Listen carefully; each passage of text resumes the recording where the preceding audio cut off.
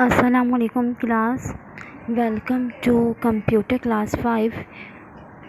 Last time हमने unit number 4 formatting in MS Word 2010 की details देखी थी और इसकी एक्सप्लेनेशन देखी थी और हमने इसको डिटेल से पढ़ा था, वीडियोस भी देखी थी कि इसके फॉर्मेटिंग इन MS वर्ड 2010 में हम अपने डॉक्यूमेंट्स को किस तरह से रिप्रेजेंट कर सकते हैं, उसे रीडेबल कर सकते हैं, उसे किस तरह से अट्रैक्टिव बना सकते हैं। अब हम इस चैप्टर में, ये हमारी सेकंड वीडियो है, अब हम इस चैप्टर में इसकी एक्सरसाइज सॉल्व करेंगे। सबसे पहले हमारे पास आ जाती हैं right the meaning of following words. Features किसे कहते हैं? आइटम्स को कहते हैं या कॉन्स्टिट्यूंट के कहते हैं, यानी खुद ख़ाल या हिस्सा। यानी कि फ़ीचर्स मतलब होता है किसी भी इलेक्ट्रॉनिक मीडिया के जो फ़ीचर्स हैं, यानी कि उसके जो ख़ुसूसियात हैं, उसके जो ख़ाल हैं वो। ऑप्शंस कहते हैं जब एक से 2 या 3 चीज़ें हमारे पास हों कि हम किसी चीज़ को और ज़्यादा किस तरह से इस्तेमाल कर सकते हैं। इसको हम चॉइस भी कह सकते हैं, पसंद या इख्तियार भी कह सकते हैं। ऑप्शंस होते हैं बहुत सारे, अगर जैसे कि इसमें फ़ॉन्ट स्टाइल है या फिर साइज़ है कि हम अपनी मर्ज़ी से कोई भी साइज़ सेलेक्ट कर सकते हैं, फ़ॉन्ट स्टाइल सेलेक्ट कर सकते हैं। प्रोवाइड मीन्स होता है, प्रोवाइड मतलब होता है किसी चीज़ को मुहैया करना, यानी कि उसको देना, कोई चीज़ प्रोवाइड करना। यानी हम इसको कह सकते हैं कि ये मुहैया करना भी इसे कहा जाता है, यानी कि प्रोवाइड करता है हमें MS वर्ड 2010 जो है कि हम अपने फॉर्मेट, हमें बेहतरीन टूल्स और फीचर्स प्रोवाइड करता है जिससे हम अपने डॉक्यूमेंट्स को बहुत अच्छा बना देते हैं। फिर हमारे पास है डॉक्यूमेंट्स बहुत सारे डॉक्यूमेंट्स होते हैं, जैसे घर के डॉक्यूमेंट्स होते हैं, जैसे कि स्कूल्स के डॉक्यूमेंट्स होते हैं। इसी तरह हम MS वर्ड में अपने बहुत सारे डॉक्यूमेंट्स बनाते हैं, जैसे कि हमारी CV है और आपके स्कूल्स के नोट्स हैं, आपके स्कूल्स की बुक्स हैं, इसको हम फाइल भी कह सकते हैं। ठीक है।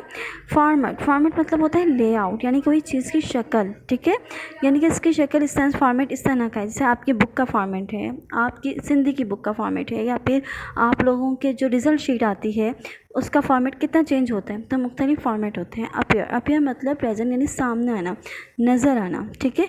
डिस्क्राइब मीन्स डिफ़ाइन करना, किसी चीज़ की वजाहत देना, तफसील से बयान करना, उसको खोजना, उसके बारे में मज़ीद मालूमात हासिल करना। ठीक है स्टूडेंट, ये हमारी वर्ड्स मीनिंग है। इसके अलावा आप इसे गूगल पे भी सर्च कर सकते हैं, आप डिक्शनरी भी यूज़ कर सकते हैं इन वर्ड्स की मीनिंग देखने के लिए। ठीक है स्टूडेंट्स, यहाँ तक का टॉपिक आपको समझ में आ गया। अब हमारे पास है फिल इन द ब्लैंक्स। ये फिल इन द ब्लैंक्स आपकी बुक्स के अंदर नहीं है। ठीक है, ये फिल इन द ब्लैंक्स आपको खुद हमने बना कर दी हैं। ठीक है, आप अपना जब चैप्टर, जो हमारी पिछली डिटेल क्लास थी, एक्सप्लेनेशन की क्लास थी, वो देखिए और मुख्तलिफ़ सोर्सेज से आप इसको पढ़ सकते हैं, इसको फिल कर सकते हैं। ठीक है, फिर उसके बाद जो है हमने आप लोगों को PDF भी सेंड किया था, PDF में भी इसको देख सकते हैं। Formatting means changing and arranging text in a dash. यह आपको अपना चैप्टर पढ़ेंगे तो आपको ये फिल इन द ब्लैंक्स खुद से समझ में आ जाएगी। The dash tab provide option for basic administrative task. क्या मतलब, कौन सी टैब होती है वो जिसके अंदर एडमिनिस्ट्रेटिव टास्क होते हैं, जिसमें फ़ाइल होता है, सेव होता है, न्यू का ऑप्शंस होता है। ठीक है। Text that dash are special effects such as shadow, reflection and glow that can be apply to the text dash जो है वो एक स्पेशल इफ़ेक्ट्स है।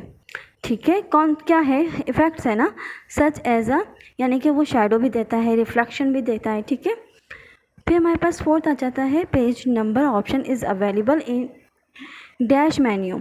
ठीक है, पेज नंबर का जो ऑप्शन है, समझाया था ना पेज नंबर कहाँ, हम पेज नंबर भी दे सकते हैं, तो वो कौन से टैब में होता है। ठीक है, you can change the case or selected text in a document by clicking a single button called dash.